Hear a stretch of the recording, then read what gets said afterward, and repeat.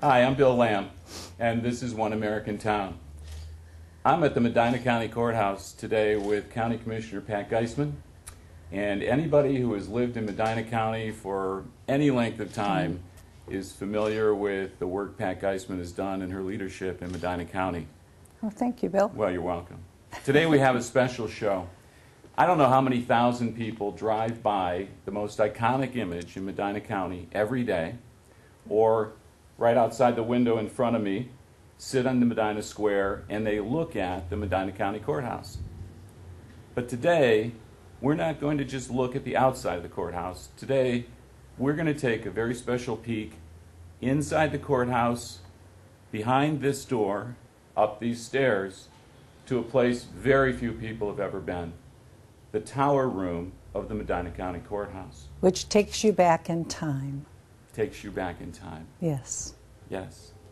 This year, the county commissioners have invested a great deal of money, not in restoration work on the outside of the courthouse that you can see, but in very important work on the inside of the courthouse to build almost a brand new infrastructure to support the tower in the upper room of the Medina County Courthouse. And that's what we're going to look at today. So, if you're ready, Pat. Follow us. You ready? Yes. Let's go. Let's go. Hold on to the railing.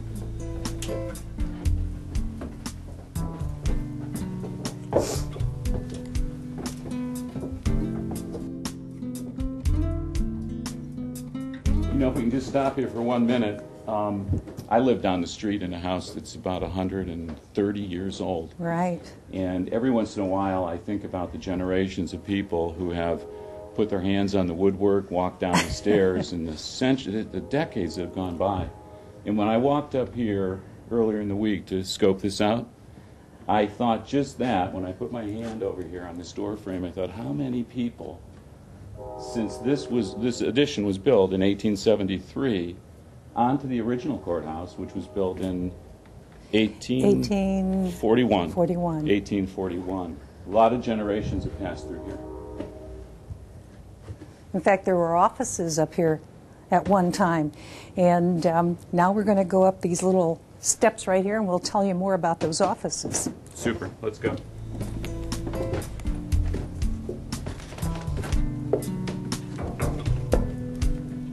Well, you know, here's something I think was interesting. Is here's part of the old structure, and you know, this beam in particular, I looked at and I thought, you know, this is a pegged beam. Yes. And this part of the building is the 1873 addition.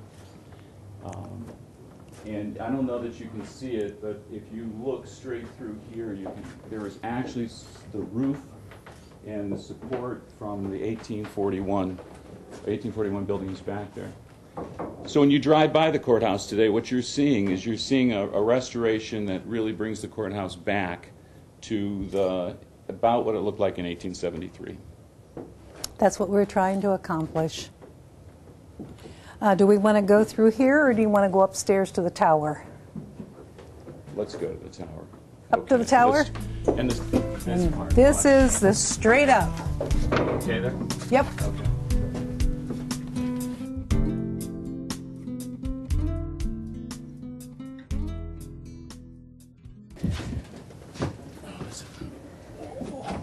When I was here before, I was able to look out that window, but the window has been replaced. Yeah.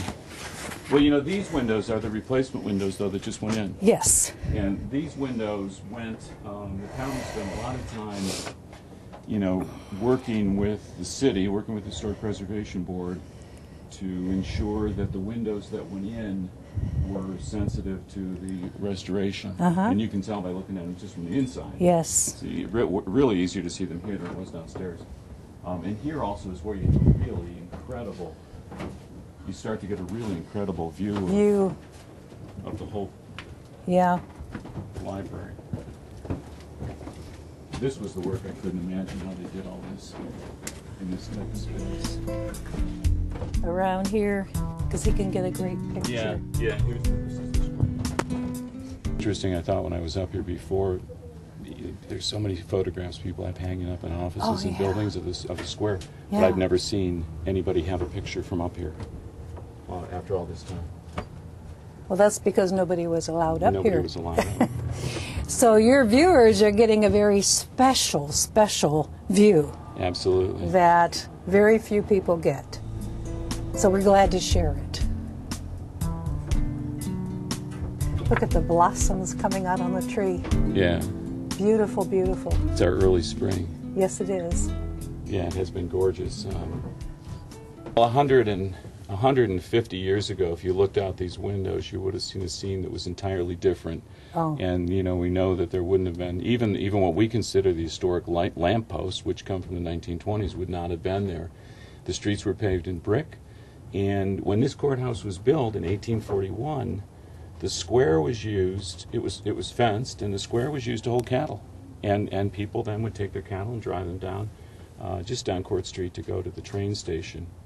And if you zip forward to nowadays, other than this building being the building people think about when they think about Medina City, Medina County, people think about the gazebo in the center of the square. Right. And I can't tell you how many people have asked me, how old is the gazebo? And because they think it's been there forever. And it hasn't. No, it's been there since 1975. The gazebo was a copy of a gazebo from a southern Ohio town. And it blends right in with what we have here on the square. I think today. it was a gift. Yeah, that, and I met the carpenter who worked on it a couple you? of years ago. He passed away, but I met one of the carpenters that worked on the gazebo.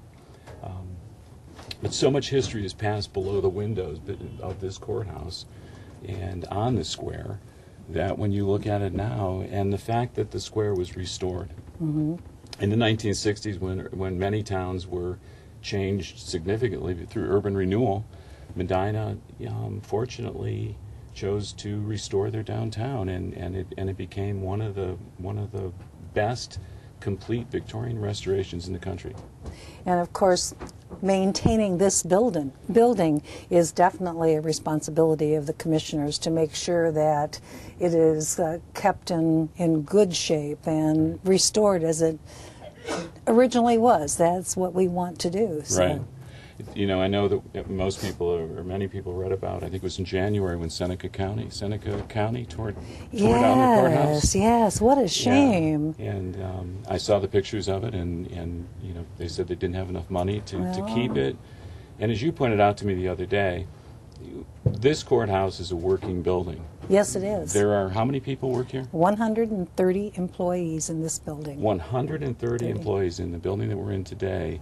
That the building that began its life in 1841 was significantly added on to in 1873, again in 1906, 1930s and 1951, I think. So I think the fact that it's a working building, I think, tells you something else about the county's commitment to the building and this area, because this building is the historic, the heritage image, and this building is the anchor of Medina Square. And today, it is definitely the courts that occupy this building. In the mid-1990s, we made some changes because we had a new domestic relations judge come in, so we had a new court, and the juvenile and probate courts expanded. In order to do that, we moved the treasurer, the auditor, and the recorder over to the county administration building. We called it one-stop shopping, but it's also one-stop shopping here, too, now that all the courts are here. Well, I think the other thing that is interesting that has kept this building functioning as a court is the county and the city collaborated to build the parking deck. Yes. And that kind of collaboration enabled, I think, the county to ensure that this building would stay and the courts would stay here on the square, right downtown in the county seat. And our goal, one of these days, is to do the renovation and expansion of this courthouse, keeping the same architectural look as we have today, so that it all blends in nicely. But that's $13 million down the road, so it's a lot of money. It's a lot of money, and but that is our goal someday to accomplish that. Well, we've done great so far. Yes. I know this building even at one time was threatened way back in the late 60s, and there were some activists in the city, and the county determined to keep the building, and I think ever since has worked hard to maintain the restoration and done a good job.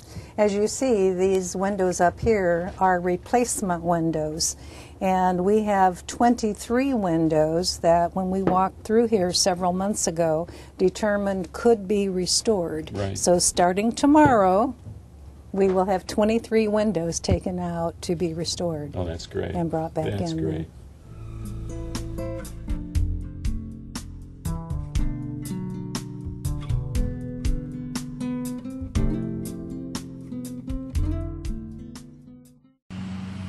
I'm standing in the massive stone archway to Spring Grove Cemetery. Interesting, this is the entrance, but it was one of the last structures built at Spring Grove. Victorians built these archways typically as a way to separate the commercial world, the everyday real world, from the burial ground.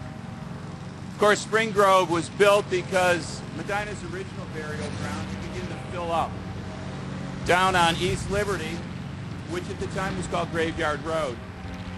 And so they moved here to what at the time was considered to be the country. However, these Victorians did more than just move the graveyard. They changed the way we perceive burial grounds. From the more puritanical orthodoxy of here lies, they came to the country and built a pastoral, almost Frederick Church-like place for memorials. And on the gravestones, it literally changed from here lies to in memory of. I'm here today with Cynthia Sonyug, a local cemetery, Spring Grove Cemetery expert. Hi, Cynthia. Hi. We are going to enter Spring Grove and walk down what really is a more pastoral setting, down a serpentine walkway, and see exactly what's inside. Let's go.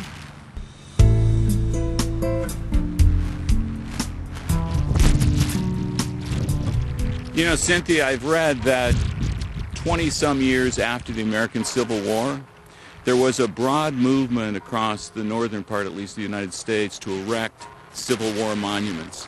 And, of course, here at Spring Grove, we have this centerpiece of, really the centerpiece of the whole cemetery. Right. And the Ladies Cemetery Association, which funded also the entry gate, funded about half of the money needed to construct this monument. There was a Civil War group of soldiers, I think it was a GAR association, that funded the rest. The ladies, in order to raise money, these were ladies that were prominent in Medina. Their husbands were important, and they created the Ladies Cemetery Association, and they did lunches at the county fair. That was the way they raised, I believe that was the way they raised money for the monument. And then 4 years later, when they built the entry gate, they put on plays, they put on musicals, they did lemonade sales, all kinds of things like that to raise the money. I understand, too, that among the suppers they had were oyster suppers. Oyster Is that suppers, right? Okay. yes, yes. And to put this in historical perspective, we're in 1888 here. The cemetery opened in 1883. James Garfield was elected president in 1881, and he was an Ohio farm boy, Right. who was a major general in the American Civil War. 200 days into his presidency, he's assassinated, and Chester Arthur becomes president. So when the cemetery opened, Chester Arthur was president in 1883. Right. And the monument, the base of the monument was made by Daniel Hemeter, who was a Medina stonemason. He crafted a lot of the gravestones in Spring Grove Cemetery and other cemeteries.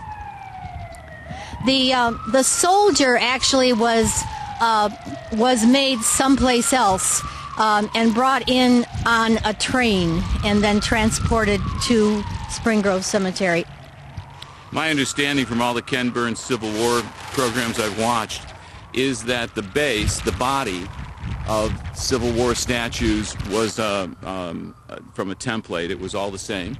But you could get the head made to look like someone if you chose to. In this case, I think we just got the standard head. Right. Okay. And if you go to some other cemeteries around here, you'll see this same person on top of the monument. The cemetery chapel behind me was the first building, the first structure built in Spring Grove, and it was built in 1884. It was, of course, originally built as a chapel. Services were held. But as years went by, it was less used as a chapel and more often used as a building to store lawnmowers and garden equipment. Up until very recently, when it was restored back to its original glory. Is that right, Cynthia? Right. Yeah, the Friends of the Cemetery funded this restoration.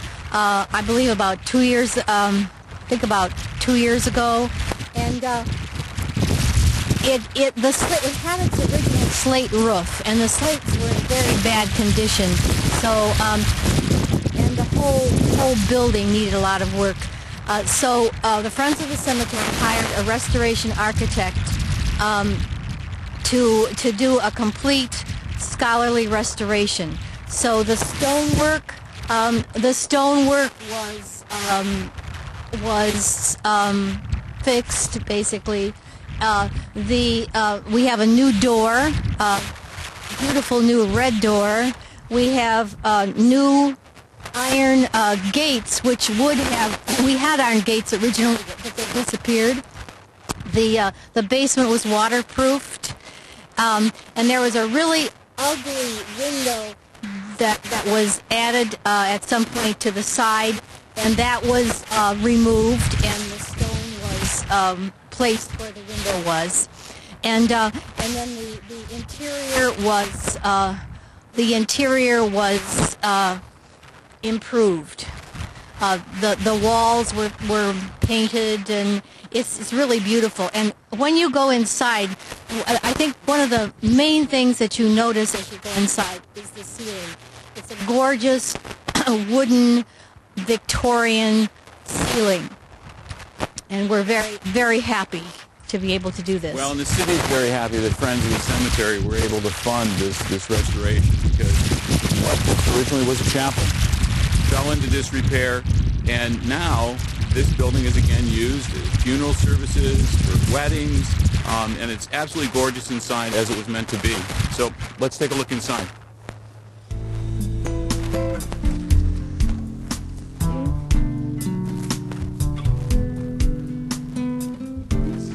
Okay, so we're inside the cemetery chapel, 1884, and obviously no longer as storage, used for storage, no longer used as an office, but beautifully restored down to the very last detail. And particularly the ceiling is amazing to me when I look at the ceiling and the work that must have gone into bringing this back to this condition. Yeah, you can see the gorgeous ceiling. The wood was all repaired and refinished. The Friends of the Cemetery paid for these Victorian-style hanging lamps, which are really pretty. But we're happy to have this. We can have meetings here. Clubs have met here. There's been a wedding, as I think Bill said. It's a beautiful thing to have in Medina. Okay, now, let me borrow this. Cynthia, tell me if this is true. I have heard this from a number of people, that originally when this building was built, there was a trap door right here in the floor, and during funerals, the casket could be put here, but couldn't be buried in the winter. Right. So the trap door was opened, and the casket was lowered down for storage in the vault in the basement. Have you ever heard that story? Oh, yes, that's a common thing. In fact, in the beginning, they actually called this building the vault. Okay. For storage of bodies. I think that's maybe why it also had the gates. Okay. Because, as you may know, at that time, doctors wanted to study human anatomy. Right. And sometimes they actually would dig up bodies from graveyards just so they could study the body.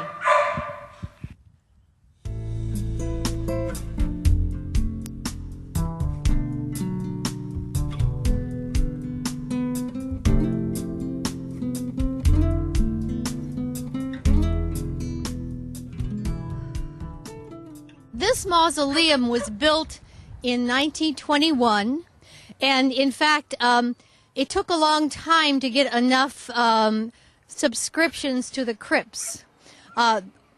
People began to see advertisements in the Gazette as early as 1911 selling spaces in the mausoleum. There are 143 crypts here, all but one are full. So this is, I suppose, pre-World War I, 1911, and maybe by early 1920s the mausoleum is built because the subscriptions have been filled. Right, right. And it's open once a year on Memorial Day. If you come maybe around 9:30 or 10 on Memorial Day, it will probably be open. And also after the Memorial Day ceremonies for a short period of time. Okay, you know, it's interesting to me. I've been in the cemetery, I don't know how many, countless times, and I've been in the chapel, and I've toured all through the cemetery, but the mausoleum is one place in the cemetery I have never been until today. Are you ready to look? Yes. I am. Thank you.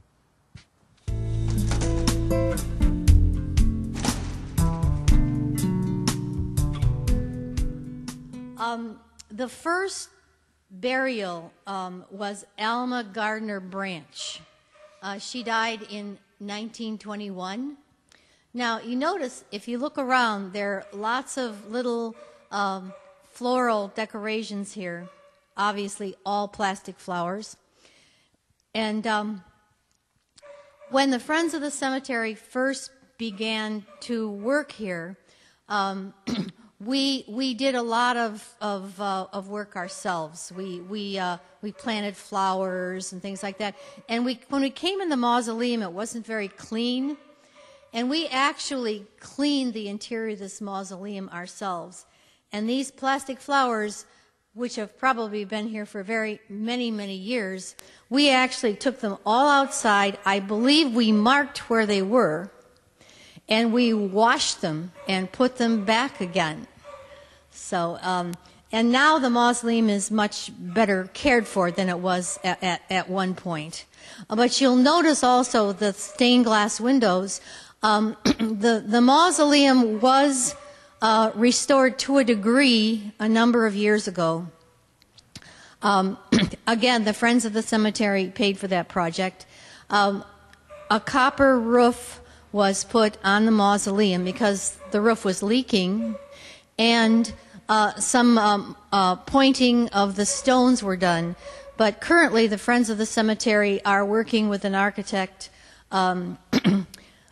to begin a further restoration, which would involve repairing the stained glass windows and protecting them, and also repairing the doors, which often stick after all these years.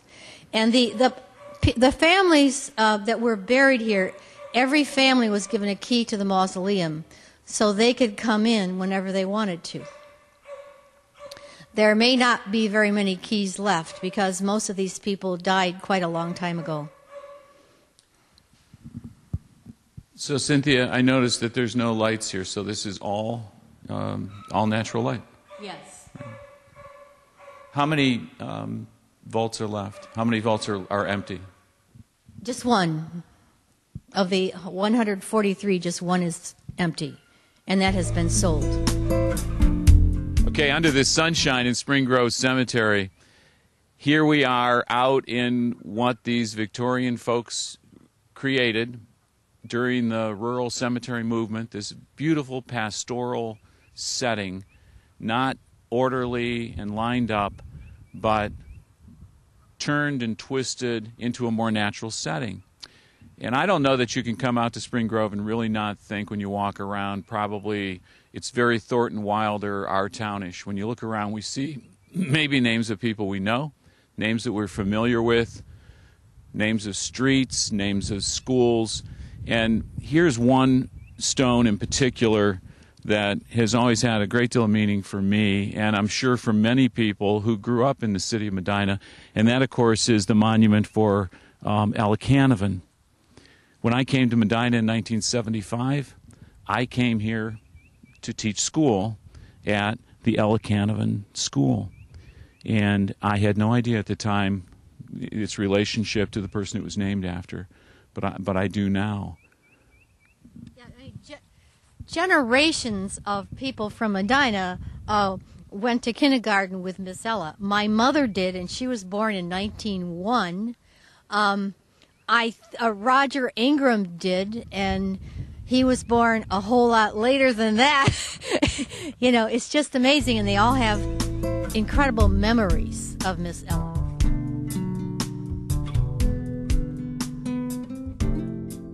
When we look around the cemetery, it's important to understand that this is not a happy accident. This didn't just happen by chance, but this cemetery was established by people that cared about the area, and this cemetery has been maintained by people who not only care about it, but have put in their time and their energy and their money in order to maintain this cemetery in this beautiful condition that it was meant to be in. People like Cynthia Sonyoung, part of the Friends of the Cemetery, who work hard all the time to ensure that we have things like the restored chapel. We have the work and the restoration work that's gone on with the mausoleum. And that when you come here to Spring Grove, you don't see a weedy, overgrown, neglected place, but you see a cemetery that remains in harmony with its pastoral setting. And in cooperation with the City of Medina and Friends of the Cemetery, we still have this beautiful place to come in and see. Yes, and this cemetery, and we are fortunate because the cemetery has received two really large gifts. One was from the Letha House Foundation, who over the years put around $500,000 into this cemetery, including the restored lake that you see, the restoration of the entry gate, and many, many other things that you see in this cemetery. And then also the gift from Ed Mears, which is now paying for things like the restoration of the chapel, the columbarium wall, which you see around the lake, which contains niches for ashes, for cremains. So, and then the city, I think, really encouraged by all of these improvements that were done to the cemetery, stepped up and is maintaining the cemetery beautifully and really cares about it.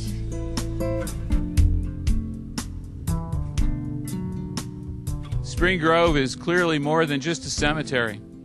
Spring Grove is a park. It's a place that people still come to enjoy and to watch the natural beauty, see the natural beauty, exactly as those Victorians during the rural cemetery movement intended it to be. Spring Grove is certainly an important, beautiful part of one American town.